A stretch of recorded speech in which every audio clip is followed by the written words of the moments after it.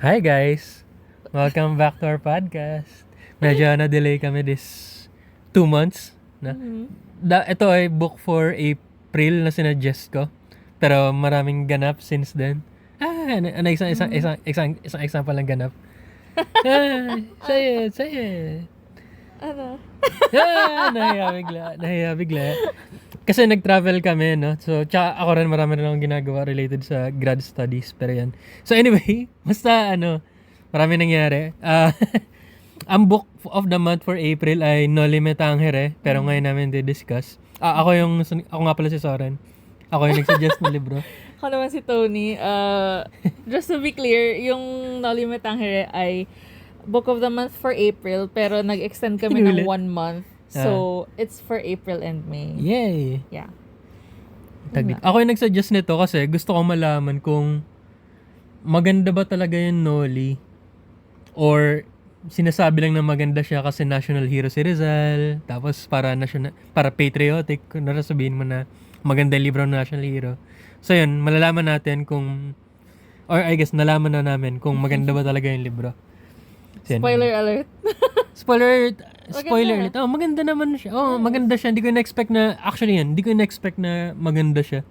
Akala ko parang very dry na straightforward na story. Pero hindi. Ang komplikado ng characters. Hindi straightforward yung plot. Ang daming yan. Obviously, maraming mga symbolism, mga ganun. Tsaka ang funny niya, na lagi kong observation sa mga lumang nobela. Parang ang laging ang funny nila. Ano pa yung isa ko nasabihan? Yung Wuthering Heights ata. Parang minsan funny siya. And Pride and Prejudice. Pride and Prejudice funny. Ito funny rin siya. Yan, ikaw, ano opinion mo? Yun din ba? Kasi naalala ko pa naman yung plot from high school. If any foreign people are listening, required ang No Limit Tangere and El Filibusterismo na basahin sa high school students. Oo, kasi 3rd year and 4th year. Hindi ko na maalala at all ko ni story. Hindi na ako nag-pay attention. Ayaw kasi nung high school na every chapter may quiz. Hindi ako makafocus sa story. Parang ginagawa ko, binabasa ko lang maigi yung chapter. Minimemorize ko para pag may quiz, masagot ko. Pero otherwise, hindi ako nakafocus sa story.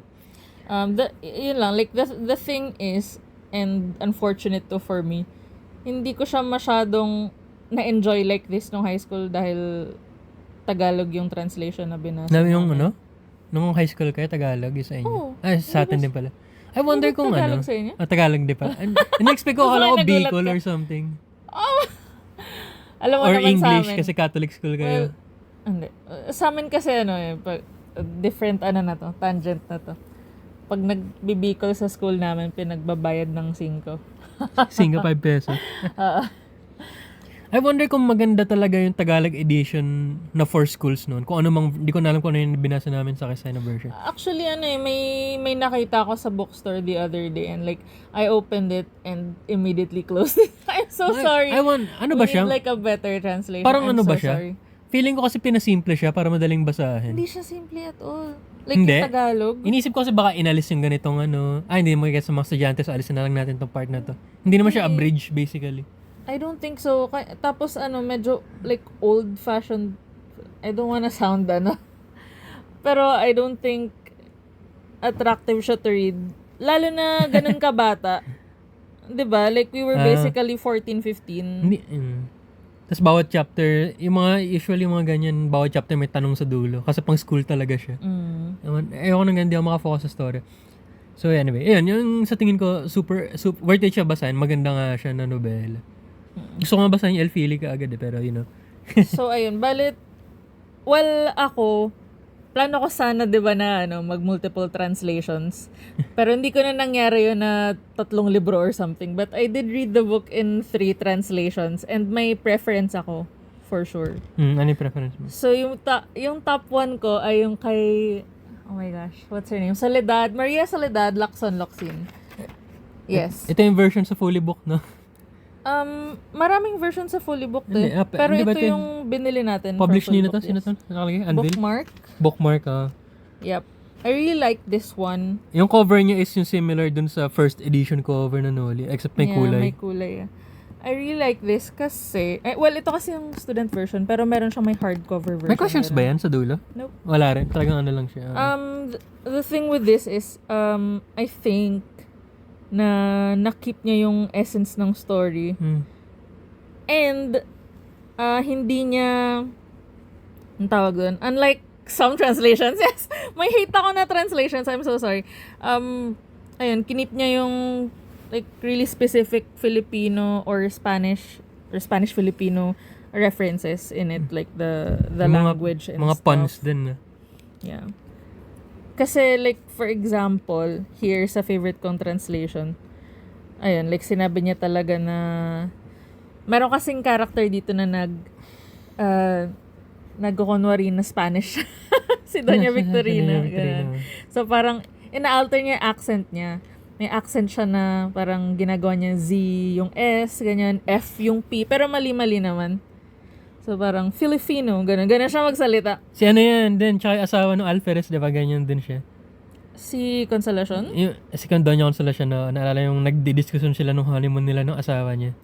Sa pronunciation ng Pilipinas. But then yung isang translation na ayoko sabihin, pero sige, sabihin ko na. Oh my gosh. Leon Maria Guerrero. Yeah, si Leon Maria Guerrero. I didn't like it kasi yung same na sinabi ko about Doña Victorina. Ginawa niyang parang she was speaking in a southern accent. So it was so Americanized and I didn't like it.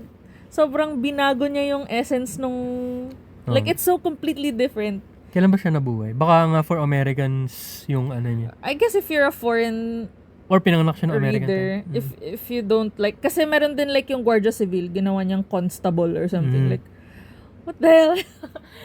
So, ayun, parang it's not very, kasi, surprisingly, yung librong to, it's still super relatable to Filipinos today. Like, halimbawa, may nakita ko dito na Santo Niño na, nakabihis. May costume. Di ba parang thing pa rin siya these days? Yung may mga basketball player. Yeah. Iniisip ka. Yung mga ganun. And then, ako yung nabasa kong translation yung kay Charles Derbyshire kasi yun yung ayun din. Yun yung pangatlo kong translation na nabasa. Sa bahay namin dati, meron kaming napakalumang libro as in nagpo-fall apart na siya. Tapos yung Charles Derbyshire, I think college na libro ng lola ko. Kaya yun yung gusto kong basahin. Ang naalala ko lang dun for some reason, yung version na nabasa ko, merong footnote for tinola, in-explain niya kung ano yung tinola. Pero dito sa nabasa ko na galing sa Project Gutenberg na file, wala. Iba yung footnote, so I guess ibang edition. I actually like that one as well. Parang yun yung top 2 ko. Yung lang, may na-confuse lang ako doon na isang, yung Indian yung translation. I was so confused at yun first. Yung tamang, yun yung English version. Pag Indio kasi Spanish, Indian naman talaga. Pero kasi yung iba namang words na Spanish and Filipino, nire-retain niya. So parang, inconsistent. Yeah. It was inconsistent in some parts. Parang, sino to si Charles Derbyshire? Derbyshire, Talaga? Yeah. Hindi ko maalala. Or baka pangit lang yung na-download ka. Na-download ko. Pero Project Gutenberg naman yun. Supposedly, dapat, I don't know, medyo accurate siya. Pag sinearch mo yung full text sa Project Gutenberg, unang lumalabas yung Tagalog version. Tapos ang hindi ko maintindihan. Iba yung Tagalog niya. Wala lang. Interesting. Try nyo i-search. Just try nyo basahin yung Tagalog version na yung parang pinakaunang Tagalog translation. Ang hirap basahin. Iba yung spelling ng mga Tagalog words, pero dapat Tagalog siya. Maybe, parang this awkward. is a call to modern translators. Charot. Parang parang tinatry ko parang for me yung awkward ng Tagalog niya. Parang very formal na ewan. Pero apparently hindi naman kasi conversational siya dapat. So, ang interesting ng pag-develop ng Tagalog language. The thing is parang, syempre ito conversational naman siya at the time, diba? So, it would be so interesting to read a translation today in Tagalog na conversational din. Obviously, wala yung mga slang natin na like 6, 7, ganun. Pero, like it would be interesting to read a Tagalog translation. Parang that funny would rin make na. other people read it. Parang funny rin na nabibring up natin yung kung sino yung audience ng mga translator. Kasi for me, siguro mas maganda yun like kapag Tagalog yung original language para madali ding basahin. Si Rizal kasi diba Spanish niya sinulat. So, ibig sabihin yung intended audience niya, either Spanish or yung mga educated din na tao. Feeling ko kasi Hindi part general na ay Pinay. gusto niya kasi ng reform, right? I So guess. parang gusto niya siguro makita yun ng mga tao na may influence enough Spanish. to Kasi call for reform. para tuloy, gusto kong mabasa yung original Spanish kasi Yeah. hindi naman ako marunong mag-Spanish. I always feel that way when I read translated works. Parang lagi akong nagsisisi na hindi ko alam yung original language it's written in. Kasi tingnan mo yung Pride and Prejudice tsaka Emma, nababasa natin as originally written, di ba? Nakikita natin yung mga puns. Ano nga ba sabihin? May Although sabihin ako. funny you say that, na medyo, in a way, parang translated work din naman siya kasi, old type of English na yan. So, parang meron tayong historical and social context na hindi rin alam. So, parang hindi rin natin fully naiintindihan yung Pride and Prejudice. Naalala ko lang, English siya. yung speaking of kung kanino yung intended audience. Kasi nagbabasa sa Wikipedia na onting background lang. Para lang alam ko lang. So, ano pala to, originally, sinuggest ni Rizal sa La Solidaridad members na tara sulatan ng nobela. Parang group work na nobela. Tapos ang ending siya lang yung nag-contribute. Walang sinulat yung iba. Tapos ginawa na lang yung full length na nobela na ito yun. Noli. Sa tag dito? Sa Germany niya pinublish, diba? Yan. Anyway, about sa novela itself, ano ba? Isang unang impression ko funny niya. Lagi ko napapansin na funny niya. Maraming funny yung mga side characters, yung mga comments ng mga side characters. Pag nag-uusap sila about mga, mga customs. Ang daming characters, right? Parang, I remember, tinignan ko yung Kindle ko na I was 70% of the way in and Rizal was still introducing characters. So funny. Pero ang galing nga kasi halos lahat sila fleshed out. Maybe except si Linares, naalala ko parang hindi siya he was just Bigla na there. lang siya dumating. He was just there and then wala lang. Parang ang passive niyang character. Yun, hindi ko na maalala yung point na si Linares ay peke din. Nagulat ako sa plot twist na yun na peke din siya. Akala ko totoo na lawyer talaga siya. Galing na magkamag-anak sila ni Padre Damaso technically. Technically. Brother-in-law niya, tama ba? Si Carlicos? Carlicos. Ano pa ba? Cousin yung pero hindi naman literal yun. Cousin yung description. Nalala ko rin tuloy yung Derbyshire. Nalala ko tuloy bigla yung letter ni Doña Victorina kay ang mali-mali spelling. Oh, yeah. Ano kaya tsura ni Doña Victorina? Sobrang puti kaya ng mukha niya. Lalagay siya di ba? Parang pulbos ng bigas. Sobrang puti ng mukha. Ang lagkit siguro niya. And then sa epilogue, meron na siyang pince nez. Ay, may salamin na siya kasi nagaan siya. Pince-nez yung tawag sa translation sa'yo. Pince nez. Dito sa Chelsea Derbyshire Spectacles. So, normal lang. Hindi ito yan sa yung sa favorite contrast. Kasi gusto niya mag-drive basically. Pero malabo yung mata niya. Oo, tapos lagi siyang nababangga. So sorry. Tapos so sorry to the people. Hindi na daw kinukuha ang doktor si Don Tiburcio siya. Kung I guess kumalat na quack doctor siya. Di ba siya yung technically siya yung pumatay kay kay Linares? Maltreatment. Akala ko si Doña Victorina. Hindi, ang pagkain din, nabasa ko rin sa Wikipedia. Maltreatment of his is kasi, ang tinutukoy ata doon is nagkasakit siya ng dysentery, di ba? Tapos sinaresetahan siya ng gamot, tapos mali-mali yung gamot. Yun yung inatay implication. Parang, yun yung kanya pinatay. Grabe. Napatay. Ang funny, pero ang scary ni Doña Victorina. Ang terror kasi sobrang domineering niya. Tapos ang yaman niya. Dalawang alagad niya. Walang laban. So naalala ko rin dyan bigla yung connection si yun nga, si Doña Consolacion, yung muse ng Alferez. Ang tawag ba sa translation mo ba? Muse din. Kasi apparently yun accurate naman talaga. Muse talaga yung tawag. Isa pang scary, para siya sadista. Yeah. Medyo natakot ako dun nung Yung may torture scene. Yeah. With the well. Hindi ko magets yun. Pagkaintindi ko, din-describe niya yung well, akala ko parang may flat na part na doon ilulubog sa well. Parang flat na square or something, tapos ilulubog yung square na yun sa well. Pero somehow nakatali doon yung ilulunurin upside down. Hindi ko magets yung well, basically, kung ano yung tsura ng well. Basta madumi siya. I just imagined it as a normal, regular well. May dinadescribe kasi parang nag-go into lengths na i-describe yung well dito sa version na to. Kaya akala ko Anyway. Yung chapter na pinakanta niya si Sise. Doña Consolacion. Oh, by the way, it's funny na you mentioned na yung implied thing na sa maltreatment. Kasi a lot of things were implied in this book. Hindi Like direkta maraming, sinasabi. for You example, decide. yung sa, yeah. Parang ganun yung energy.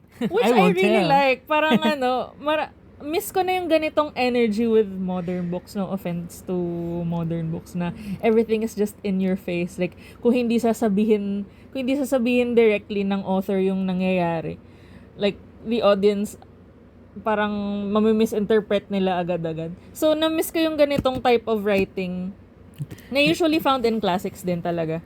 Na halimbawa, kahit in the end, when Maria Clara was revealing to Ibarra na tatay niya si Padre Damaso, sinabi pa rin na she whispered the name in his ear. Tapos like, she didn't actually say the name. So parang, it was just up to the reader's interpretation. Pero sobrang obvious naman na si Damaso yun. Tapos sobrang obvious din na binigay niya kay Salvi, right? Implied din yun na binigay niya kay Salvi yung letter. Right? Kailan niya yung binigay? Yung confession. Ano yung timeline I think yung confession. Yung sobrang tagal na confession niya. Yun ba yun? Akala ko Feeling ko yun after pa nun. Talaga? Yun na ba yun? Kasi parang sabi niya kasi long illness. Akala ko, kasi medyo malaki yung agwat nung revolution, quote-unquote revolution, tsaka nung tumakas si Ibarra. Malaki, 1 month ata, at least, at most 1 month yung agwat. So akala ko nagkasakit ulit dun sa gitna si Maria Clara. Pero oo nga no, Hindi, baka yung confession. Kasi naalala ko din na-describe, minamanmanan din siya nila Aunt Isabel. Tapos sabi ni Aunt Isabel, parang ang nagkukumpisal daw ay si Padre Salvi. Kasi I guess kinakausap salita nga siya niya. ng salita. Kasi parang yung sinasabi ni Maria Clara, he told me who my real father was, ganon. So, di niya rin sinabi kung sino yung nagsabi sa kanya. Tapos kung sino yung binigyan niya ng letter ni Ibarra. Yung incriminating letter. Doon kaya sa dulo, alam niya, ni Kapitan Tiago na hindi niya anak si Hindi siguro, na-depress lang talaga siya. Yeah. Kasi not really spoiler, pero in-spoil ko na rin sa Liga. Binasa ko lang yung summary nung yung synopsis ng ng El Fili. Tapos doon pala, ang nangyari pala doon, syempre si Basilio na yung bagong bida, tapos para siya na yung bagong anak-anakan ni Kapitan Tiago. So, I wonder kung sasabihin ni Kapitan Tiago doon yung nangyari sa kanya. Naging siya, diba? Opium addict na siya ngayon. Actually, may parang, feeling ko baka may inkling si Kapitan Tiago na hindi niya anak si Maria Clara. Kasi hindi niya kayo mukha. Pero tinatry niya, diba sinabi ni Maria Clara kay Ibarra na, he clothed me, blah, blah, blah, blah, even if he didn't have to. So parang, why would Kapitan Tiago, akala ko sa point of view ni Maria Clara yan, na hindi naman niya kailangan, pero, maybe. Parang, susundin ko na yung tatay ko sa suggest siya magpakasalo kasi, inaalagaan niya ako kahit dapat di niya ako alagaan kasi di naman niya ako anak. Ewan ko. Maybe. Parang yun nga, marami ditong passages na up to your interpretation. Like, maybe, alam niya, maybe that's why he worships her a lot. Hindi ko alam kung ano yung tawag sa POV na ganito. Para siyang parang kausap mo yung nagnanarrate. Tapos parang, for example, yung sinabi na, ano ba example ko? Hindi natin alam yung nangyari nung 1880 something. Bahala na sila doon. Parang yung sa epilogue. Parang may kausap ka lang na some guy, tapos hindi niya rin sure. We nga yung so it's like pero minsan, created by... para siyang, for me, para siyang nung sa last episode, episode reference. Sa last episode, sinabi ko, yung parang nabasa ko na yung mga pagkakasulat ng modern novela ay parang halata na yung nagsulat ay mahilig manood ng TV or ng movie. Kasi parang very visual. Tapos yung mga lumang nobela daw, hindi ganon. Pero dito, sa sa Noli, parang ganon, parang very visual din naman siya mag-describe. So, I guess mali yung sinabi ko nun. Or very, sa pangat lang siguro nobel. Dito kasi parang minsan ang meta niya. Tapos na-imagine ko minsan may mga sitwasyon na parang parang television show na magko-commercial. Parang mamaya na natin tingnan yan. Punta muna tayo dito sa mga tao sa Maynila. Iba, di mo kilala. Parang ganon. Parang meta niya na The thing is, maganda yung prose ni Rizal. Yun. I would say. At least according to the translated version. Pero hindi, humorous talaga yun, Noli. Like, merong, kahit yung sa last part na yung epilogue na sobrang dark. And then, parang sinabi nila, madalas daw makita si Tiburcio na walang pustiso. Which, as our readers already know, is a bad omen. Like, so natawa na naman ako. Like, ang lungkot, pero like, he just keeps interjecting funny things in his prose. So, parang, I don't know. I wasn't really truly sad at the end. Siguro nung lang, kay Maria Clara. I was really sad about her. Yung meron din yung, isa pang funny.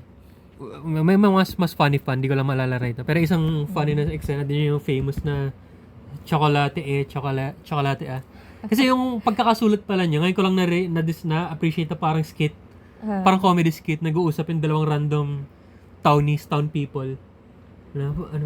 Nako, pag inaya kang mag-chocolate ng pare, not that bibigyan ka niya ng chocolate. Pag inaya ang chocolate, pag sinabi niya to, mag-stay ka, pag sinabi niya to, tumakbo ka na.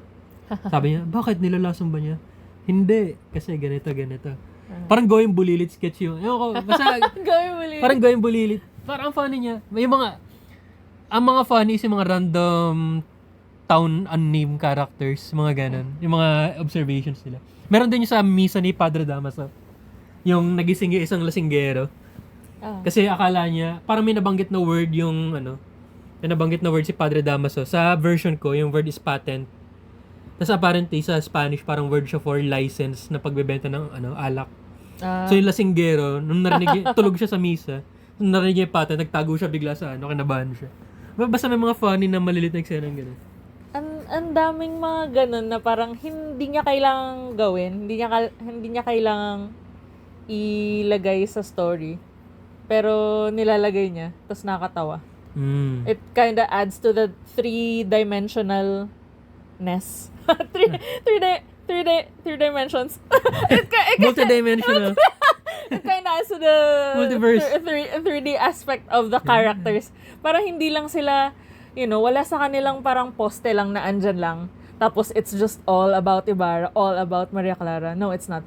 Lahat ng characters, may something about them that makes them alive. Ay. Which is, I really like that. Kasi parang with reading, I really like character work. Parang yun yung number one sa akin. Na okay, basta okay yung character work, parang plot comes second to me. But then plot here is also really good. So parang, it's really good. Nabanggit mo yan, naalala ko na isang motivation ko sa pagbabasa. Kasi parang, before ko to nire-read, working lang sa naalala ko nung high school, ang impression ko is parang, hindi magaling magsulat si Rizal ng babaeng character. Kasi feeling ko, parang walang silbi si Maria Clara. Yun yung naalala mo. Yun yung naalala ko. Na ngayon binasa ko, in general, hindi lang kay Maria Clara, interesting ni Rizal. To say the least, interesting magsulat si Rizal ng babae.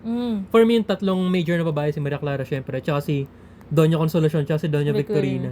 Yung isa, even Sinang, I really like Sinang. Ang funny rin ni Sinang. So funny. Oo nga, doon sa lake scene, yung fiesta scene, yung bago kumalaban ng ng crocodile. Dinosaur. Oo nga, funny nga nila. So funny. Sobrang funny ng eksena na nandun sila. Yun nga, papunta sila sa party. Yung, oy, takpan niyo yung mga butas ng bangka kasi lulubog. Kasi yung mga tita, nasan yung mga butas? Tapos, kami na magtatake ko. Tapos nagbigla na yung swerte naman daw na yung mga butas katabi ng mga dalagida. Parang ganun. Kaya ang funny na sequence na. May isang scene si Sinang na yung parang tinatanong niya si Ibarra, saan ka ba pumupunta? May ginagawa ka bang kababalaghan? Ganyan sabi ni Ibarra.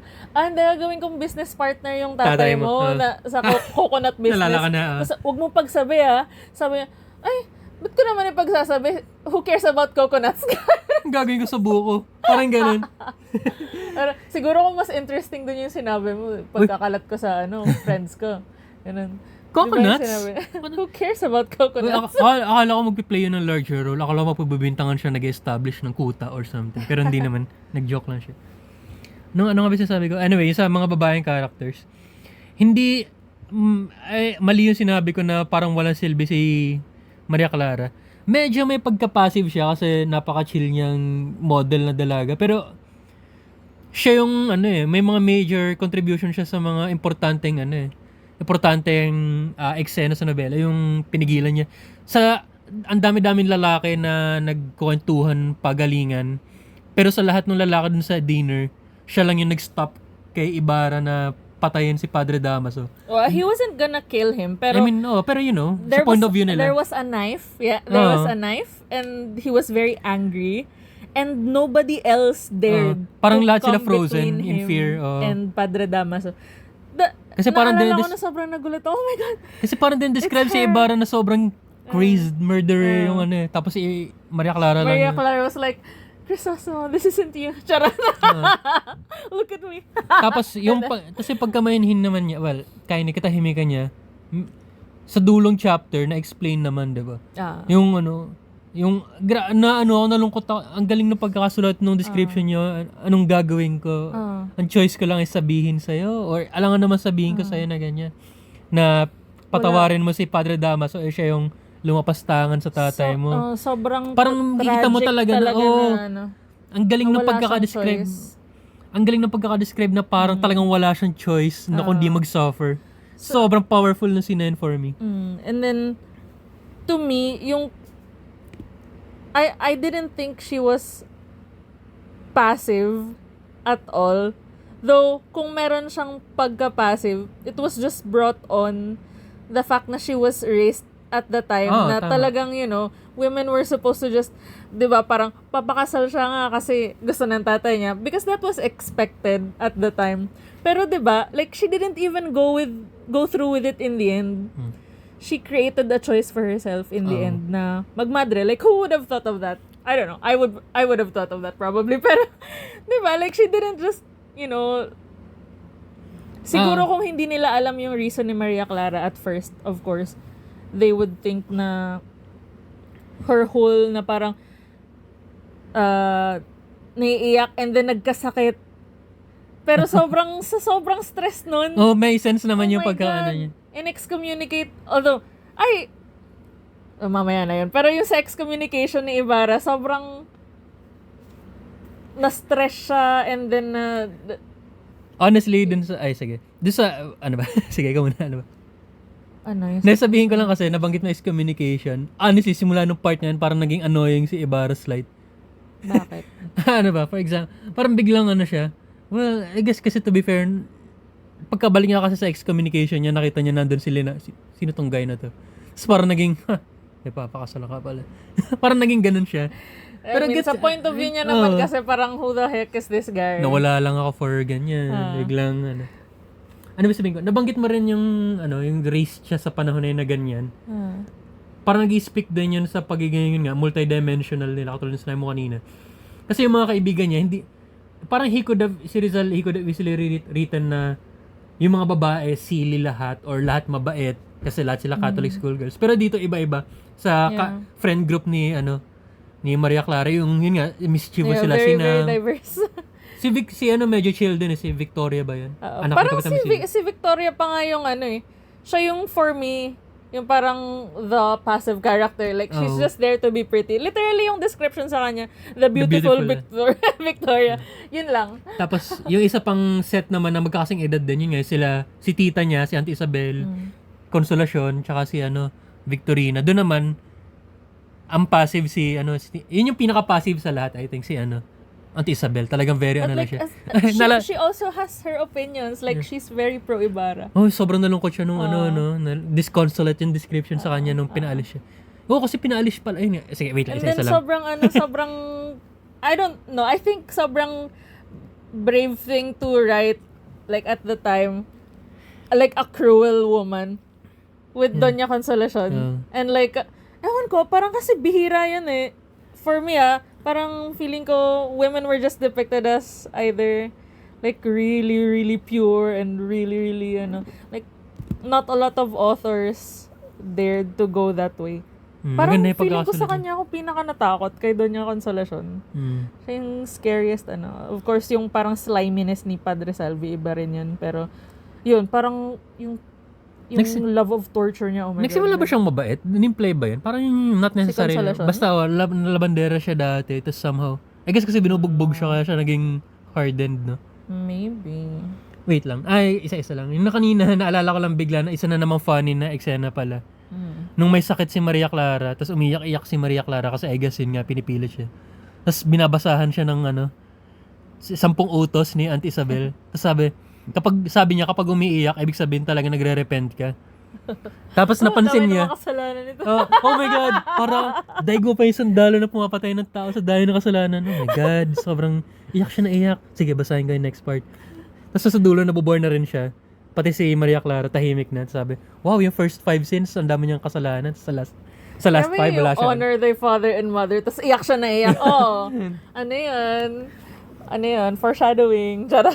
Tapos sa last 5, wala siya reaction. Oh my God, anong klaseng sinner to? Ang anak na to. Funny. Yung isa pa, yung isang general observation ko, parang relevant pa rin sa yun nga, sa modern times, yung mga It is. mga Very. sitwasyon, no. Isang light na example, sa point of view, hindi ko alam kung tama, pero parang related sa AFAM phenomenon. Si Doña Victorina, na gusto niya magpakasal sa Espanyol. Tapos, once nagpakasal sa Espanyol, yung para mag-asta na siya na mataas sa iba. Hindi ko alam, hindi naman ganun yung modern times na, pero more of yung para naghahanap ng foreigner. That's kind of, it actually kind of reminded me of British people marrying Americans for the money to kind of preserve their... Kasi diba they had titles but they didn't have money. But then Americans before had money but they didn't have titles. So they kind of married each other Dito for si, parang mutualism ba? si Victorino may pera, tapos yung walang pera si But then he was also Spanish. So ano kaya yung postizo ng unang panahon? Ngipin kaya fake talaga teeth. yan? Baka wood. Kahoy? Well, I don't know. George Washington, But ganun. then they also bought teeth eh. So Oo baka nga, no? May kumukuha bahay. sila ng ngipin ng iba. Kasi dinudurog-durog. Ang yaman niya kasi dinudurog-durog lang niya, papagawa siya ulit. Ayun, isa pa. Mayaman Ano kaya nga yung tsura ni Doña Victorina? Doon sa translation na binasa ko, tinatawag sa kanya, sa buhok niya is fake freezes. Ano sa translation niya? Ano yung tawag doon sa buhok niya? Ganun din. Hindi. Kasi Pag fake freezes ba, iniipit ba yun sa buhok? As in, kinukulot lang niya? Kasi kung kinukulot, parang okay lang Frizz? naman yan. frizz. Fake freezes yun sabi niya. Yun ata, yun din yung same na nabasa kong translation. Kasi parang palipat-lipat ako ng translation, guys. Sorry. Kasi depende kung ano yung hawak ko. Tapos kanina, nung medyo 70% na ako, nagsawa na ako sa mga typo dun sa Derbyshire, Medyo nakakalito siya. translation. Hindi naman sa parang nate-take out lang ako sa story. Kasi yung parang you've, as in you have, it's typed as your. So parang, nagbabasa ka with emotion, di ba? With like, ini-imagine mo yung dialogue sa isip mo or something. Ini-imagine mo yung parang movie. It just kind of plays out like a movie in my head. Tapos wrong grammar. Ewan ko, na-take out ako sa story. So, I wanted to read yung isang na available na EPUB. But then yun yung ayaw ko, unfortunately. So, bumalik ako sa hard copy ko na Soledad. Sa onting nabasa kong excerpts dito sa sa Soledad version. Kasi may mga gusto na curious lang ako doon sa ibang lines kung ano yung pagkaka-translate. Surprisingly sa onting nabasa ko, parang pareho naman. Hindi ko na alam yung general thoughts, pero yung some specific lines, iba lang yung words na ginamit, pero parang pareho lang. Feeling ko dun mo makikita yun sa mga specifically Filipino or Spanish Baka references. Which is yun yung nakita ko. Kasi parang yung sa isa talaga, like sobrang iniba niya, parang ginawa niyang for American audience. Which, I don't know, I guess if you're American, you can benefit from that. Anong title na nung version na yun? Nung kay Leona Maria Guerrero? Nalimitang Here pa din. Nalimitang hirap pa. Dito I'm kasi not sure saan social cancer yung title eh. Yung binabasa ko. Ito, Noli pa rin. Yeah, it's still Nolly. Kasi may ibang translation, parang Eagle's Flight or something, may mga ganun. Ano pa ba? Wait lang. Di sa, ano pa ba? Doña Victorina, Doña Consolacion, yung bugbogan nila. Oh my God. As in, nagsusuntukan talaga sila. Hindi ko parang, hindi naman, I mean, battered housewife si pero nanununtok din siya, suntukan sila eh. Yung eksena na isa pang parang classic, well, parang kind of comedic in description, pero brutal yan. Yung nagsuntukan sila one time, kasi yung nilatigo niya ata, tinamaan sa mukha yung alferez. Oh. Tapos nagtago siya sa kwarto, tapos hinarangan niya, binarikade niya yung pinto. Tapos kunwari siya lumabas. Tapos yung kinuntsaba niya yung alalay, yung servant nila, na sabihin mo nakaalis na ako. Ganun. Kasi nagbugbugan sila. Tapos may interesting line na funny rin. Parang sinabihan basically yung another servant, yung isang alalay yung sabi, lagot ka kasi niloko mo si Doña Victorina, yari ka. Tapos sabi nung alalay na yan, well, technically yari yung buong town kasi magwawala na naman to si Alfred. Parang may mga ganong light moment na Iniisipin mo brutal yung eksena pero ang funny ng description. Um, Ayan. Gusto ko lang magsabi ng mga example ng mga uh, parang really smart and funny things na Rizal said. Yung for example, ito. Nung sinabi nila na mataba si Kapitan Tiago. Tapos, Tama pala siya, hindi ko maalala yung part na yun. ay, ito kasi, sabi, liberal supply of fat, which, according to his admirers, was the gift of heaven, and which his enemies averred was the blood of the poor. Diba? Parang depende. Kasi si Kapitan Tiago was kinda like, ano ba? He was just kinda invisible. Oo. Yeah. So, parang kahit in the end, diba, no one really tried to find him. No one really Parang, tried to jail him. I hate to say, He was I hate just to like say there. Oo nga, no? So, he had sort of enemies and he had sort of friends. Na yung friends niya sinabi, he's so blessed, he's fat. Pero yung enemies niya was like, yan. Ano ba yan? May kasi siya, part Indio, so that's why he's fat. Ganun. As sad na parang sa dulo, kinast out niya yung mga Pinoy friends niya. Yeah, I mean, he's just the kind of person kasi nga ayun, kahit yung pagpapalaki kay Maria Clara, he was so beholden to Padre Damaso. Yung kahit, kasi 'di ba, officially kasi siya naman yung tatay eh.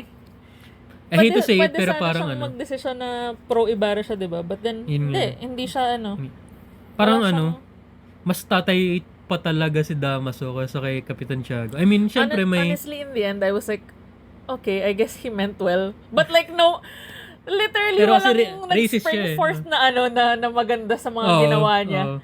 But like, parang yun yung, I was like, oh my God, kung nag-usap lang sila from the very beginning. Hindi mangyayari. But like, at that time kasi, sobrang desperate na ni Maria Clara. Gusto niya na mamatay kasi akala niya, patay na si Ibarra. So she's like, please just let me be a nun. So like, I can't go on. Like, akala ko magagawa ko to nung buhay pa siya. But then now that he's dead, please just make me a nun.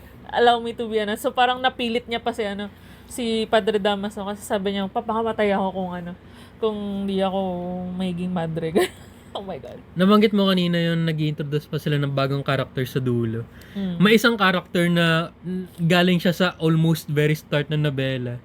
Tapos binalik ni Rizal sa dulo, sa bandang epilogue. Yung some random Manila couple, family, na gustong invite sana si Ibarra. Kasi mayaman si Ibarra. So, invite mo si Ibarra. Sa dulo nag-away sila kasi dapat di mo na kinausap si Ibarra. Mamaya pagbintangan ka pa. Tapos yung nagmamagaling na Latinist yung description dito. Yung naglalatin lagi. Siya pa yung kasi parang nagtatali-talinuhan siya na, eto gawin mo. Sunugin natin yung mga papeles mo. Yung sing-sing mo, ibigay mo sa Captain General. Tapos sa dulo, yung pa nagpahamak sa kanila. Nagsuspicious yung Napansin ko dito, parang si Rizal, among many things, may disdain siya sa mga nagtatali-talinuhan. Yun si Doña Victorina, kung ano rin mag-Espanyol. Si Doña Consolacion. Itong Latinist din. In a way, si Piloso Potasio din, na isa pang tragic character. Kasi ang daming pangarap ni Piloso Potasio. Isulat-sulat pa siya ng hieroglyphics na coded na libro. Marami siyang collections na writing na para sa future. Pero in the end, ano nangyari? Wala. Sinunog lang ng mga tao. So parang tragic na, yun nga, yung ending ng nobela for me in general, sobrang lungkot. Ang tragic na mga nangyari. Parang basically pointless. Sinunog ng religion. Parang ang kalaban talaga dito religious no? Pansin ko yun. Hindi malambot si Rizal sa civil government.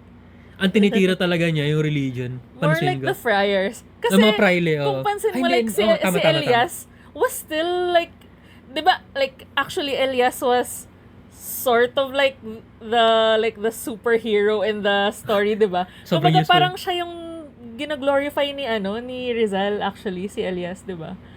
And then he was like still super God-fearing. He was like, God will ganyan-ganyan. He will not ignore our people. Kasi he did not ignore other peoples. Gawanan siya, like yung ibang bansa. Pinalaya niya raw yung ibang bansa. He will not ignore us. So parang he's still like pushing this God thing. Mas siya, way more mature siya kesa kay Ibarra. Si Ibarra kasi nung una naive siya. Sa dulo, nag-swing hard siya the other way. Walang Diyos, walang hope. Ang only hope ay gumante. Ganun. Samantala si, Elias, very nuanced yung take niya kahit dun sa old mentor niya, yung sa kuweba. Grabe yung sobrang naawa ko na proud ako sa kanya nung he chose to be Ibarra's friend. Even though yung lolo ba or great-grandfather? Lolo ni Ibarra. Nabaliw siya sandali na dun, Ibarra Menda. We shortened it. I was like, oh my God, Ibarra Menda. May plot twist daw. May plot twist. Na siya pala yung sumakit sa lolo ni, nagbintang sa lolo ni Elias, kaya sila napahamak. Oh my God, siya yung source ng lahat ng paghihirap ni Elias, yung lolo ni Ibarra. And he was like, for a moment, I was like, oh my God. Well, obviously, alam ko na yung ending, pero kung hindi ko alam yung ending, I would be like, oh my God, papatayin niya ba si Ibarra? Very no?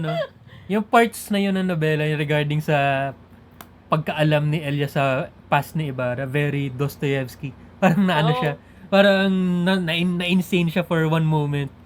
Tapos inaalala niya, parang, nabasa ko lang Dostoevsky ay Crime and Punishment. Pero parang ganun, parang nahati yung utak niya in a way, na parang naglalaban yung, ano bang tamang word, psyche or something. Basta ang galing, magaling, you know what? Tama, magaling si Rizal. Tama, deserve. Maganda yung novela, in short.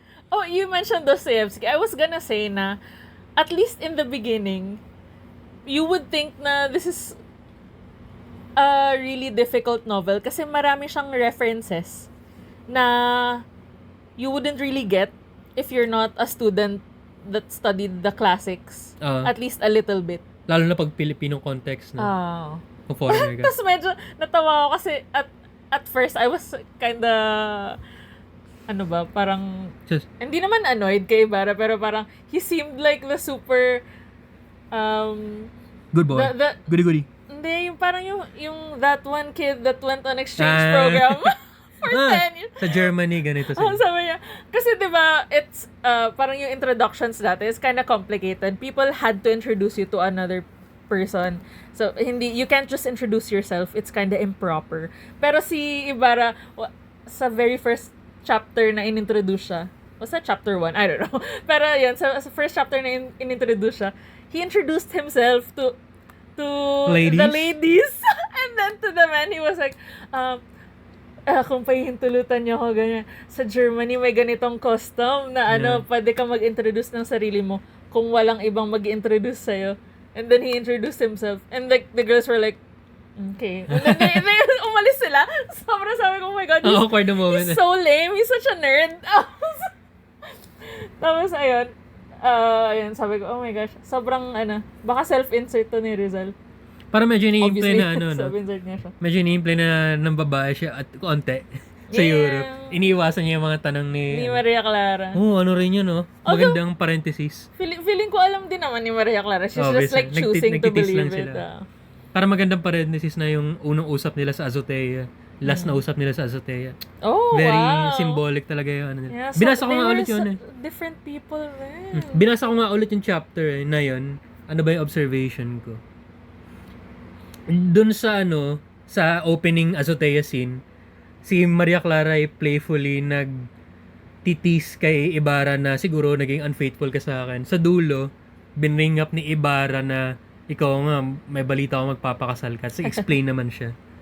Tapos yung central last part ng chapters na yun, yung letter nga, na diniscuss nila pareho doon.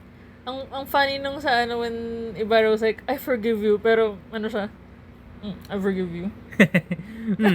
Parang lang. Pero not really. Pero ang ganda ng ending nila. Maganda nga. Maganda. Top 1 favorite ko is yung lake scene, yung nagkwentuhan sa bangka si Ibarra tsaka si Hindi yung chase scene, chase scene is chase scene, pero maganda rin naman. Pangalawa kong nobelang chapter na gusto is yung hiwalayan nila ni I mean yung physical na hiwalayan nila ni Maria Clara. Bigla sila nag-kiss, no? There was so much yearning. Oh my gosh. Sobrang improper. Nag-raise nga yung eyebrow nila na sabi, kayong dalawa lang mag-uusap. Tapos yung dulong scene, hinalikan ni Maria Clara. Hinalikan ni Maria Clara si Ibarra. Diba? And yet people are saying na she's like the prim and proper. No, she's not. Like she's a woman of action. Yes. She does stuff all the time na... Oh my gosh, yes. Maria Clara defender. Sa tamang moments, tama yung ginagawa niya. Yeah.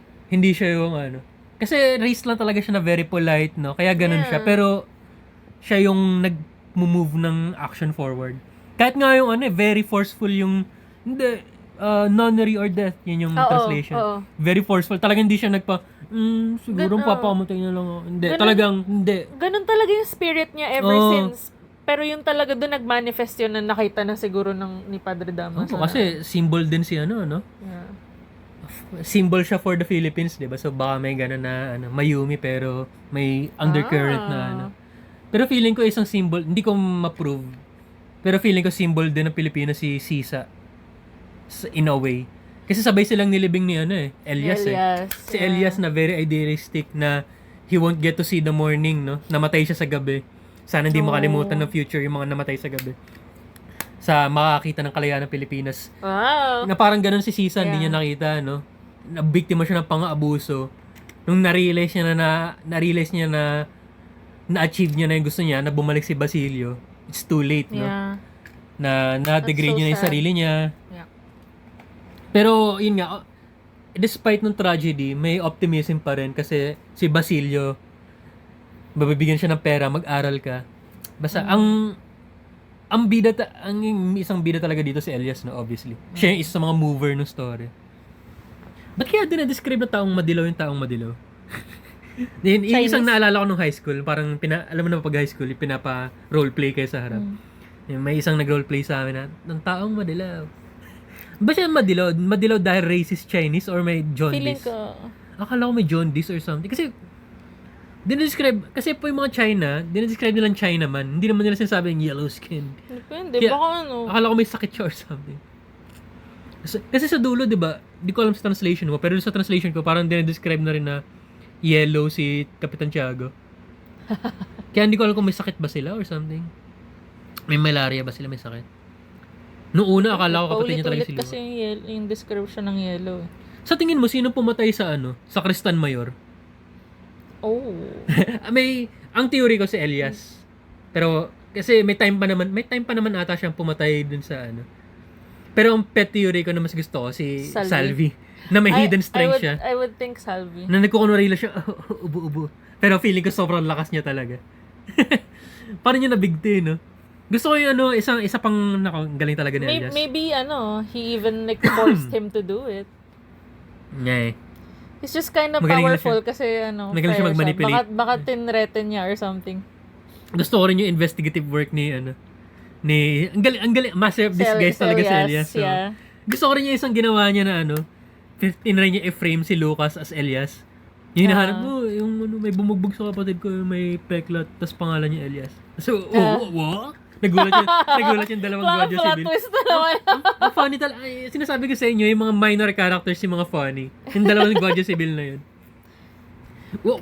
Yun si Elias. Kailangan natin Alam ng ko yung modern description adaptation. Alam ko yung description ni Elias. Maliit yung ilong. Normal yung mata. Okay. Matangkad. Tapos alam mo kung bakit matangkad si kasi nakahiga si Nalala ko yun. Ano pa ba? Isa pang general impression ko sa nobela ay ang slight nitpick ko lang na hindi ko gusto ay halata na minsan gusto lang mag-rant ni Rizal. Tapos ang garbage bag niya sa pagrarant niya ay si Piloso Potasio. Ang haba ng mga sinasabi niya na parang nagsusuliloquy lang siya na about ang nakalibing sa ilalim ng dagat ay ang katalinuhan. I was gonna say na it's kind of, sometimes, Nagdadrag siya. it's bordering on didactic. But then, yung favorite ko nga na chapter, yung nag-uusap si Rizal and si Elias, yung opposing ideologies nila. I guess, okay yun kasi, may talaga may argument there. Nakikita mo na, nakikita mo yung frustration nila. Tapos, nakakarakterize din Oo, nakakarakterize na si Elias galing siya sa actual na paghihirap on the boots on the ground, alam niya. So may reason for all that talk, 'di ba?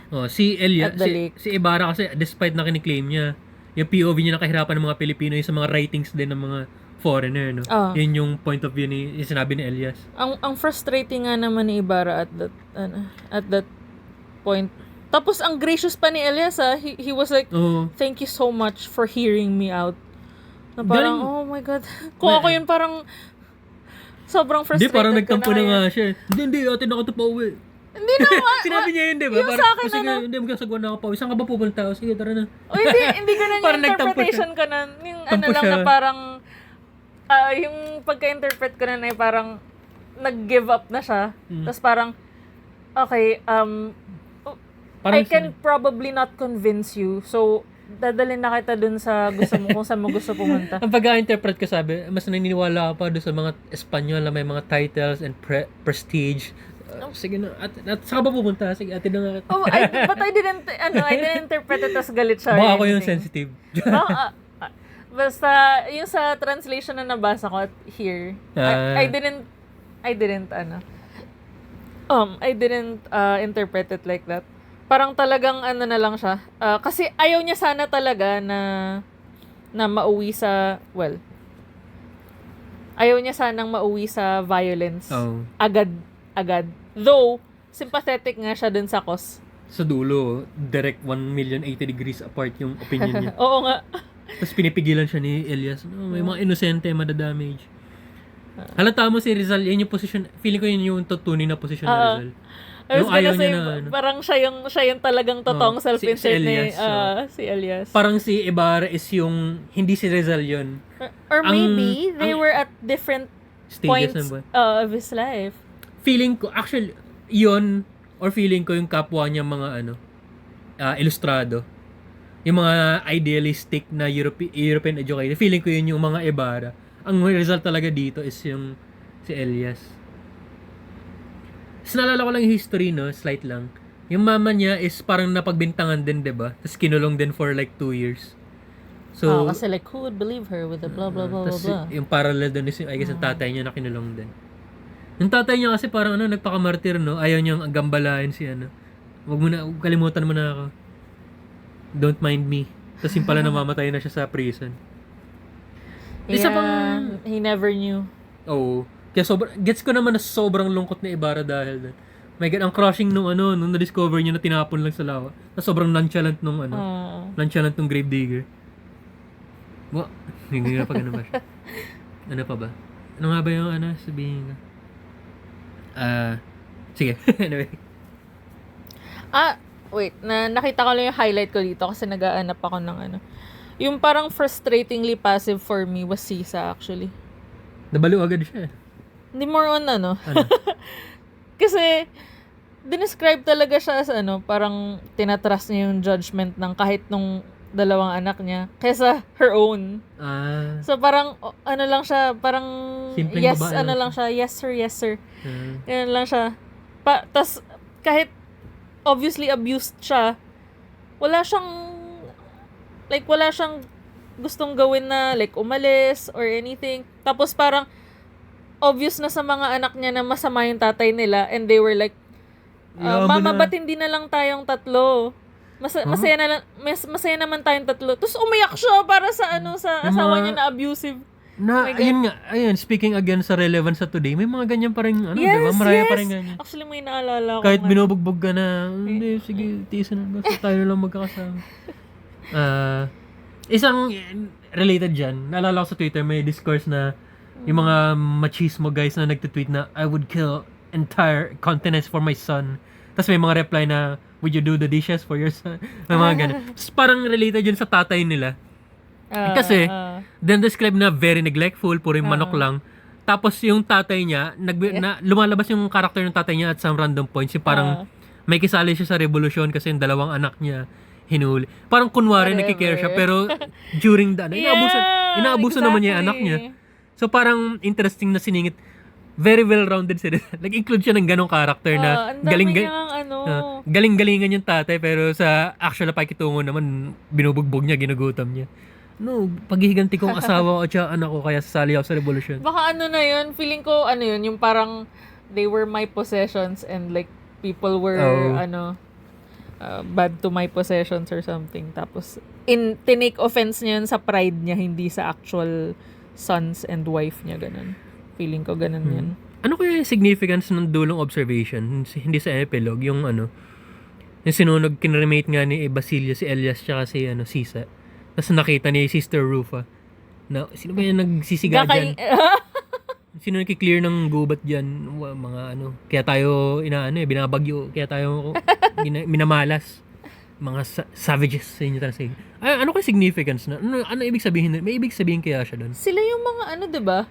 yung mga nagsasabi na, ayan, namatay yung ano, di kasi nagmisa kanina o di kasi nagkumpisal. Sila yun. Diba? Yung But puro- I guess ano rin puro yung ano. warning din yun sa mga ano, na don't be too Yung mga fake masyado kayong galing-galingan. or Ano naman. masyado kayong quote-unquote religious, mali naman yung application, ganun. Yung nagdi-discuss sila na mathematics ng indulgences. Yung sobrang walang sense na Parang sistema ng Catholic Church. 900 days or 900 years. Ganun. Sabi. Yan na, 900 indulgences. doon ko rin natutunan. Gano'n kaya katagal yun? Doon ko rin natutunan, at saka sinabi ni Baby Tony, na nangyayari pa rin pala ngayon. Naguguluhan ako yung nagbabayad para sa misa. Nagpapamisa. Kasi, sorry guys, Catholic ako pero almost di ako nagsisimba. Hindi ko alam na ganun pa rin pala ngayon. What do you mean? Yeah. What do you mean nagdo-donate or sponsor? What do you mean? I don't know. I guess they just pay. Tapos parang... Then what? Saan mo na yung pera? Sa church? And then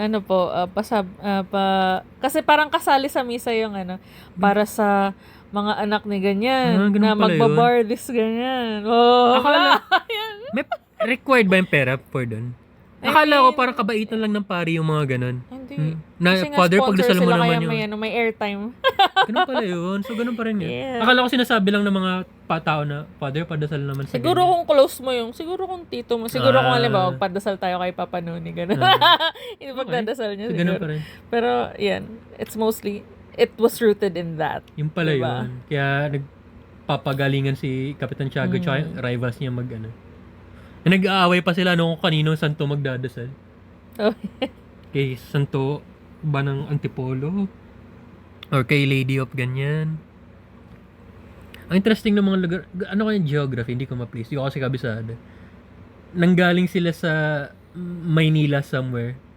Saan kayo nakatira si Maria Clara sa sa Parañaque, ganun. Sa modern day Parañaque. Kasi after nun, nakarating na sila ng Laguna de Bay. Tapos mapupunta sila San Diego, yun yung goal. Grabe nasagwan ni, nasagwan ni Elias yung length na yun, papuntang Laguna. Across malaki yung lake, di ba? Yeah. Laguna de Bay. Napagod na rin nga siya. Di ba sinabi yun? Hindi ko maalala yung ending, kaya akala ko, nung binabasa ko as I was reading, akala ko nakatakas si Elias, tapos lalabas si Elfili. Yung pala sa dulo siya namatay. Very good final line. Naghahanap lang ako ng kung meron pa akong mga highlights. Ano kayo nangyari kay Ibarra? Dinescribe kayo sa Elfili? Yeah. Kasi, talaga, basically gusto ko You mean exactly. exactly. Exactly kung ano nangyari. I don't think so. You know, Rizal. Kasi baka siya hindi nakabalik. Yun, diba? Ba't di siya nakabalik? Or na-late lang ba siya? Kasi si Elias nakabalik, puro sugat siya.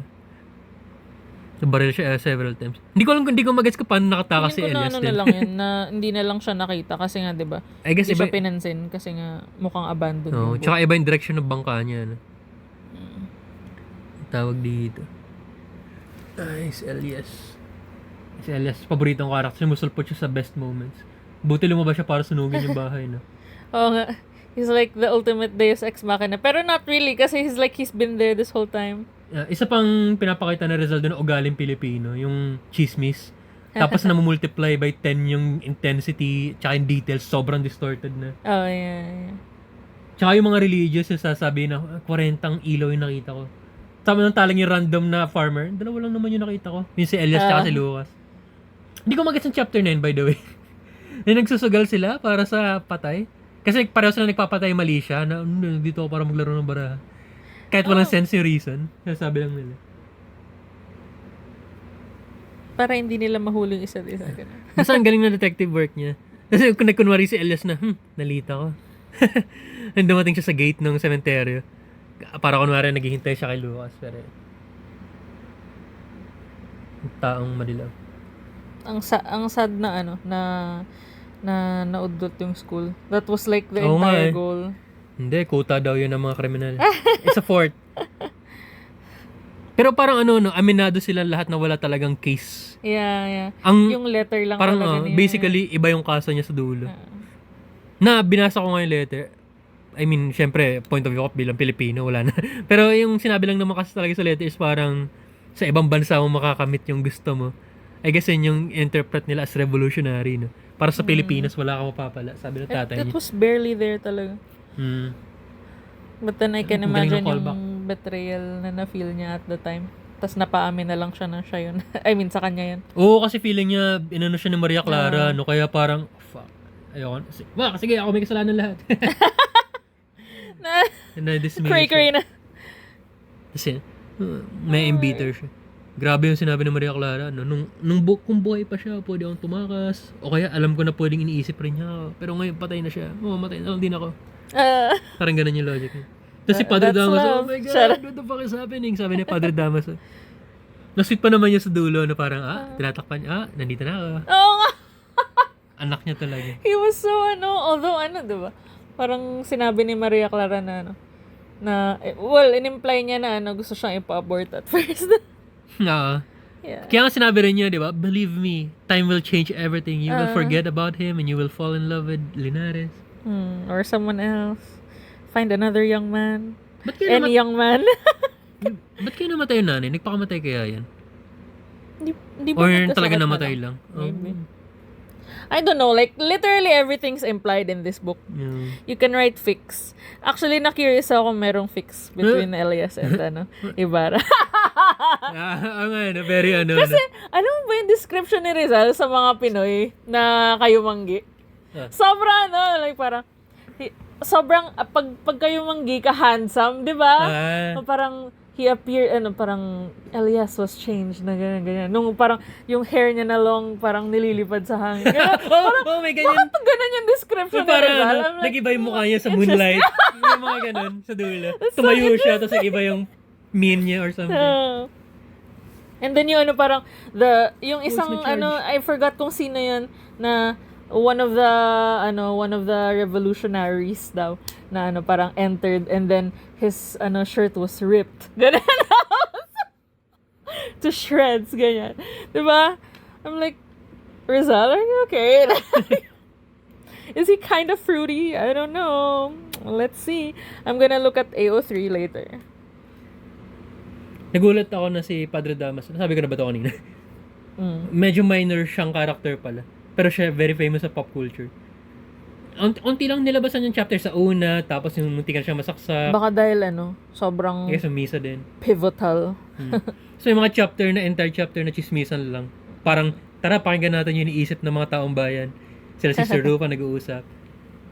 Kaya humaba yung nobela eh. Yung mga entire chapter na dump lang ni Rizal ng mga thoughts ng mga tao. Kasi nga, I guess kasi nga siya, satire talaga siya. So parang inaano niya yung mga specific somethings na society binibring up niya kahit na technically walang connect sa story. Ang dami niya na bring up. Yun nga, yung isa ko pang thought dito, I would really like to read The Count of Monte Cristo finally. Kasi, yung Noli kasi, lagi ko naririnig na inspired daw by, at least yung duology na Elfili and Noli. Inspired by, by The Count of Monte Cristo. And I wonder kung ganito siya ka-eventful and ganda. Obviously, eventful siya kasi it's a thick-ass book. Diba? Tapos, very historical din daw yung yung Canto Monte Cristo. Parang very relevant sa story yung rise and fall ni Napoleon or something like that. Sige. And then also, guys, if you want to read this in English, for me, sobrang easy read niya talaga. Like, hindi siya at all, if you're thinking na this reads like other classics, it doesn't. Parang sobrang modern na nga ng English kasi, niya for me. I guess kasi yung mga translator, modern, no? Mga from 1900s. Yeah, but that's not English. too far. Hindi, kasi iba talagang written na. 1890s and then 1900s, diba? Which is why parang sad ako, it's regretful to me na I didn't enjoy the Tagalog one this much. Kasi nga, ganun ka-deep yun, I don't know. So, obviously, my bad yun, my fault yun for not studying Filipino. Kasi sa atin talaga may weight siya na national hero ni sulat. Pero feeling ko talaga nag-stand siya on its own na maganda talaga siyang nobela. It's really good. It's like a 4.5 stars. Maganda siya on. Akala ko talaga kasi deeply suspicious ako na feeling ko kaya lang siya sinasayang maganda kasi national hero si Rizal, diba?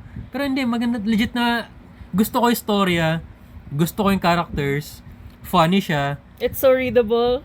very readable. Minsan nga lang nagrarant si Rizal for some reason. Yun yung na-duck off ko na 0.5 star.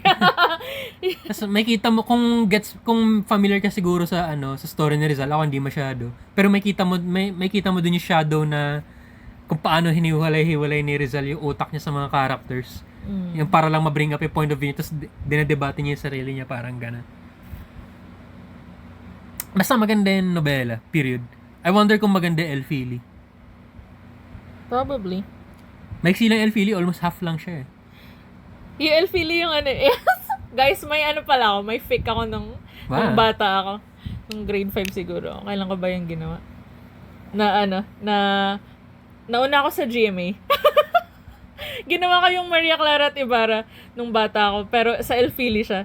Yung main character ko ay na-isekai papuntang El Fili. So si Basilio yung na-meet niya. Not Ibarra. Obviously na-meet niya rin si Ibarra, pero as Simone na. Ang lakas niya ni Basilio. Sobrang resilient niya, oh my God. Gusto kong gawin yun someday ulit. Basahin nga natin yung El Fili para magawa ko yung project novel ko. Yes! Interesting din yung chapter na yung may nag-alaga kay Basilio. Tapos ini-entice siya ng mga bata na mag-stay ka na lang dito. Pero hindi siya nag-stay.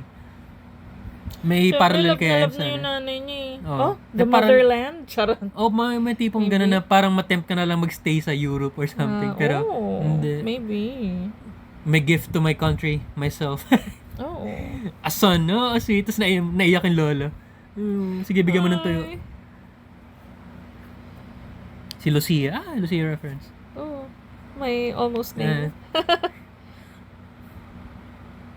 Ito yung mga sinabi ni Elias na believing in accidents is like believing in miracles. Both presuppose that God does not know the future. O diba, sobrang niya pa rin, reverent niya pa rin, sobrang religious niya pa rin. Yung lang talaga ni Rizal ay the friars. Like the authorities in charge of the Philippines. Ang sad to say, pero ito lang yung reference ko so far ng Philippine history during Spanish time. Kasi limot ko na yung mga from elementary. Kaya parang ngayon gusto ko tuloy maghanap ng textbook na history ng Philippines ng time na yun. Sa Wikipedia, nagbabasa ako ngayon ng Philippine history ng time na yun. Tapos na-discover ko apparently, in connection sa history, sa nangyayari sa Europe itself, sa Spain itself, para may mga periods na liberal yung mga captain general. Tapos parang lenient sila. Tapos dahil doon, ina-undermine like talaga sila. So I guess technically accurate nga yung ina-undermine ng mga pari, yung mga liberal na. I guess yun yung nangyari kay Rizal himself, sadly. Yeah. Yung friendly sa kanyang Captain General, sobrang pa nagpaparal. Friendly sa kanyang Captain General, pero pinalitan ni Polavieja or something. Tapos siya yung utos na execute si Rizal, 1896. Honestly, guys, if I read this at the time, if I was alive at the time and I read this, I would have swerved to the left so hard. Sobrang nga niya, radical. Maganda especially siya. for the time. Kung naghahanap ka, ngayon din eh. Kung naghahanap kayo ng Filipino author, nag-isa po. Gusto lang namin i-suggest ang underground author na si Pero legit, kung tatanungin na kung may marirecommend, kung may marirecommend ka bang libro na basahin, very strongly re-recommend ko tong, kasi una sa lahat established na siya, so alam mong maganda siya. Tapos pangalawa, feeling ko, bilang pinag-aralan nga ito nung high school, mas ma-appreciate mo siya. May certain, especially may if you've read context it before. Yun, actually, pinag-isipan ko kung, should we have read this that young? Pero, I think wala na tayong ibang time to dissect this. Kasi pag college kasi, to be fair, isang sem, I don't know, parang masyadong, wala na tayong time to kasi isang buong taon yun, no? Yeah. Wala na tayong time pag college na i-dissect to in that way na sobrang detailed. Sobrang detailed kasi talaga nung high school. But then again, sobrang sad na, obviously kasi schoolwork siya, tsaka yung, binabash ko yung Tagalog translation, pero I'm so sorry, hindi talaga siya ma-appreciate. I don't know. Baka may sobrang galing mag-Tagalog na, pero hindi, I'm sure not all to be fair, yung teacher, naalala ko yung teacher, nalimutan ko pangalan niya, pero yung teacher namin nung high school, tinatry talaga niya na i-point out sa amin yung mga metaphor, like, implication. Hindi lang talaga ako nagpe-pay attention ng time na yun. Kids would not have read this for pleasure. Gusto ko na lang matapos yung class. Gusto ko ma-memorize yung characters kasi may quiz mamaya. ganito yung ginawa ni ganito. Pero yung storya, hindi ko na-appreciate.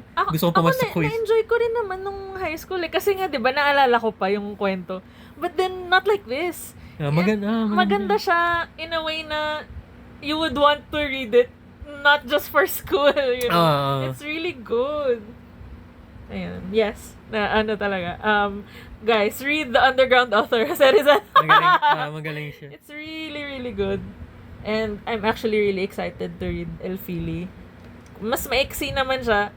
Ano lang talaga guys, sobrang naging busy namin pareho this past 2 months. Kaya natagalan kami. Pero I actually read this in like 3 days. Ako kalat-kalat, it's kaya really, limot ko na ibang details. For the past 2 months. Anyway, deserve ni Rizal, tama naman. Yeah. Pero parang in real life, parang medyo si Rizal, no? We wish you, ano bang tamang term? Anyway, in real life kasi parang basta ayaw talaga na revolution, very siya. State na lang tayo. Wala siyang desire for kalayaan. Parang sa tingin niya, immature yung mga Pilipino. Parang ganun yung naintindihan ko point of view niya. Parang mas, in that case, mas gusto ko si Bonifacio kasi mas siya, talaga freedom. Okay, so, si Elias kasi, I was also thinking na maybe he was kind of a Bonifacio type. Maybe his they rippling met muscles. at the time. Medyo crush na si Bonnie dyan. Charot. Yung description sa kanya na Rizal, no, rippling muscles. Ganun talaga. He's lifting a stone by himself. Feeling ko ship ni Rizal si Elias siya kasi Ibarra. Not gonna lie. Ano pa ba? Naghahanap ako ng mga ko. Para si Reacher. Highlight. Kung familiar kayo dun sa character niya tsaka sa Amazon TV show, si Reacher. Yung super macho na super talino na character. Na nandun kapag at the right moment, at the right time. Ano pa ba? Ayun. Maganda siya. Sige, basahin natin yung El Fili at some point. Pero yung next nating target, yung next natin mabasahin is Operation Bounce House, no? Yeah, we already announced that. That was my choice, Operation Bounce House. Ayan, mukhang yan medyo mabilis basahin siguro. Maiksi lang. Yeah. Mukha siya maiksi. Tapos yung... Like 50 chapters. But it's maybe short lang. Tapos yung next ko doon na suggestion is yung naman, sci-fi. No? Hyperion, naalala ko. Akala ko fantasy yun. Sci-fi pala yun. Sci-fi siya, kinda. Oh, so medyo sci-fi din tong Operation Bounce House. Para siyang dun yata. Far future sci-fi na... Spoil na natin yung next fantasy. book of the... Ay! Sorry guys. She loves him like a father, sabi dito. Tapos may wink-wink. So, alam mo nang talagang medyo funny kasi si Salvi. It's like alam mo yun, yun yung gusto ko, parang na-cultivate ni Rizal na parang may bond yung author tsaka yung reader. It was so meta. Oo. Yeah. Si Salvahe, si Salvi. It's very good. Ay, sobrang nakakatuwa na gusto natin yung Noli. Kasi, mababa talaga expectation ko una. Ako mababa talaga expectation kasi naisip ko nga, kasi national hero lang si Rizal. Feeling ko weak character si Maria Clara, ba't ganun yung pagkasulat ng mga babae? We should have known na this was a good book kasi nga, nag-incite siya ng mga rebellion, di ba? Ibig sabihin, readable siya. So, readable siya even at the time ng even common people nung tinranslate na obviously. Well, kasi, di ba, obviously, this was in Spanish at the time so like, not everyone could have understood. Pero yun, feeling ko nga yung goal ni Rizal ay mabasa siya nung mga may influence a little bit. And those were the Spanish-speaking, the medyo mga ilustrado. Tapos yun yung gusto mangyari ni Elias, no? Kausapin mo yung mga friends mo, baka makatulong sila. Ang Rizal talaga doon is si Elias. Macho si Rizal. Well, parang ganun yung buhay niya si Elias matangkad. Parang ganun yung buhay niya sa dapitan. Rippling muscles and like, really big arms. Interesting din yung concept na El Fili, no? Binasa ko na lang onti synopsis. Na parang, ang goal niya is mang-abuso as much as possible ng mga Pilipino. Si Simon. Kasi gusto niyang gisingin forcefully yung mga Pilipino na kailangan niya na mag-revolution. Okay. So yung goal niya is maximum chaos, basically. Talagang yung character ni Ibarra sa dulo ng Noli, talagang na-reach na sa logical point sa El Fili. Grabe 13 years later. He did not chill. Wala nang chill. Anyway, so, yun na ba muna for now, discussion? May hinahanap pa ako, malay natin may mahanap pa ka dito sa highlights ko. Pero feeling ko, yun naman na yun, yung na sabi na natin yung main points natin na una-una, maganda yung Nolly. Pangalawa, defenders kami ni Maria Clara. Maganda yung pagkasulot Pangatlo, kay Maria Clara. Elias X Ibarra. Fix, maghahanap ako. Ano pa ba? Funny yung novela. Funny siya. Funny si Rizal. Funny si Rizal. Yeah. Even kasi the ending, guys, spoiler alert, it was very sad. Like, I was almost crying at the end. Oo, sa lungkot ng dulo. And then, may mga funny things na in-interject si Rizal. I wonder kung na-bring up ulit si Maria Clara sa El Fili. Or, kasi akala, I think so, when she died. namatay ba siya? Dito, sa nobelang to? Hindi, sa Elfie. Sa El Fili, doon siya namatay. Maybe, actually, hindi Or ko na maalala kung saan. Baka sa break. Doon sa Or break na. dun. Pero naalala ko, mention pa siya ni Ibarra. Kasi ang false memory ko is akala ko dito siya namatay. Pero apparently hindi. Tinatago lang siya nung Abes. Yung which is ano pala. May isa pa akong point na medyo progressive na siya at the time sa view sa kasi when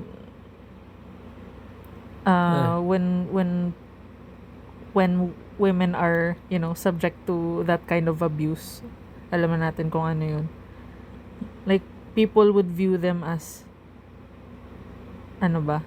kumbaga nag-victim blame usually, right? Oo. And then both sa nakita ko na describe niya, like with with tatlo pala yung parang na molest sa novel na to. I guess si Pia, yung nanay ni Maria, si Maria Clara. na in-imply din, and then Sino isa? yung nanay ni Elias or lola ni Elias. I think lola ni Elias. Ay, hindi pa yun lola niya. When she had to become a prostitute. Well, okay. I view that as being Kasi, ayan. tapos mapapansin mo lahat ng sinabi mo, may kasalanan direkta ng mga praile lahat. Talagang praile talaga yung sinisisi ni Rizal sa lahat. Hindi niya pinaint in a bad light. Not one of them, not one of the three women na abuse was painted in a bad light. Kahit, alam ko, kahit sa El Fili parang, pa rin, sobrang pure and niya pa rin kay Maria Clara. Yun talaga, like, never nagbago yung opinion ni Ibarra ni Simon kay Maria Clara. Like, she was, parang a shining light, ganun. So, yun, parang natuwa lang din ako dun sa portrayal niya ng, Kababaihan. Yes, sobrang like, ang galing niya. Natuwa talaga ako kasi, ang multidimensional, like, walang magkaparehong karakter sa novel na to. Walang magkaparehong babae. Sobrang diverse and it's so nice. Kasi ang hirap gawin nun, ang daming characters. Tapos lahat sila may something that made them their own. Siguro kung mas mahaba pa to or kung series pa to, para siyang si George R.R. Martin. Wow. Yung character work niya, parang ganun. Very chunky. Magaling siya sa characters. Ano pa ba? Mga nanay namatay lahat. Nanay ni Ibarra patay, nanay ni Maria Clara patay, nanay ni Ibarra patay, ni Elias patay, nanay ni Basilio patay. Parang namamatay yung mga nanay. Ano yung sabihin nun? May ibig sabihin ba yan? Maybe it's about like the mother country again. Tapos yung mga tatay kinda useless. Depende. Tatay ni Basilio useless. Tatay ni Maria Clara useless. Tatay ni Ibarra medyo mabait pero wala siyang nagawa sa dulo. Pero to be fair namatay din naman siya. Parang interesting characterization. Very respectful siya sa mga babae. I think si Rizal, ironically. Di ko in-expect yan kasi, in real life yan. Maybe he just loved everyone. He just loved everyone. Wala naman siguro nag-overlap dun. He just had a lot of girlfriends. He's a lover of women. Interesting. Yun lang actually. Meron ka pa ba sabihin? Yun lang naman, nasabi ka na naman. My God, 1 hour yung 1 hour 19 minutes yung... This is our longest yet, is it not? Di ba 2 hours yung Wuthering Heights or 2 something? hours yung Wuthering Heights? Hindi ko alam. O 100 minutes I na don't think so. Was it? Anyway, so I guess that's it muna for this book, no? Yan yung mga Oh. comments namin, review namin. Read Maganda siya. Rizal. Basahin, worth it. Underground author. Deserve niya yung ano sa kanya. Position niya sa pantheon. Wow, ng Philippine Yeah. literature. Maganda yung novela. Filipino literature. Canon. So, I guess, yun na muna for now. See you sa next episode. Hopefully, sa July 3. Please. Tama ako sa July 2. Kasi, yan, yung book of the month again namin sa June ay Operation Bounce House by Matt Dinneman. This is a standalone novel na kasi, if you guys know me, you know that I love Dungeon Crawler Carl, the series by Matt Dinneman. So, this will be Soren's first Matt Dinneman book. This is gonna be Yeah, my that's nice. ninth Matt Dinneman book. Ah. Pero, I don't know if kasi like I tried to avoid spoilers, so I'm not actually even sure kung pareho sila ng genre ng Dungeon Crawler Carl, which, as we all know, is lit RPG. So, medyo fantasy na medyo sci-fi na medyo dungeons. So, I'm not sure if ganun din siya. Maybe it's just sci-fi, I don't know. So, let's see. I'm so excited. We'll see you, hopefully, next month! Yeah. Oh my God! Bye! Bye!